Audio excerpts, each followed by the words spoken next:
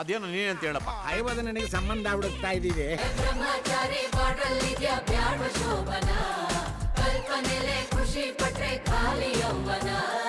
ನಾನು ಹಾಳಾಗೋಗಿ ರೋಡಿಗೆ ಬಂದ್ರೂ ಪರವಾಗಿಲ್ಲ, ನನ್ನ ಮದುವೆ ಆಗ್ಲೇಬೇಕು. ಹುಡುಗಿನ ಕರೆಸಿ.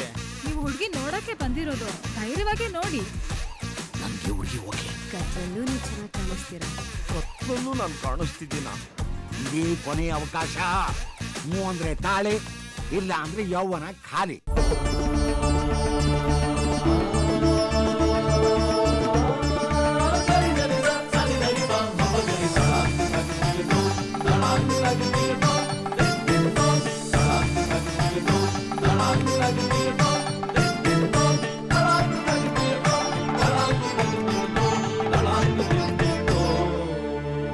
ನಿನ್ ಕೆಲಸ ಮುಗಿಯೋವರೆಗೂ ಕೆಲಸಕ್ಕೆ ಬರಬಾರ್ದು.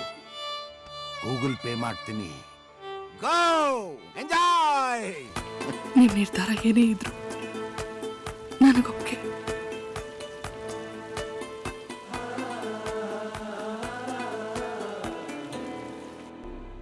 ಈ ಮಕ್ಕಳು 3 ಹೊತ್ತು ಊಟನ ಅವ್ರ ಕ್ಷೇಮನ ರಾಘವೇಂದ್ರ ಸ್ಟೋರ್ಸ್ ನೋಡ್ಕೊಡುತ್ತೆ.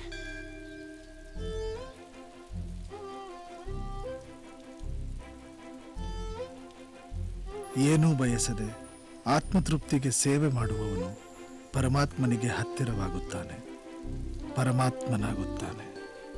ನಿಮ್ಮ ಬದುಕು ನಮಗೆ ಮಾದರಿ. ಈ ಚಿತ್ರ ನಿಮಗೆ ಅರ್ಪಣೆ.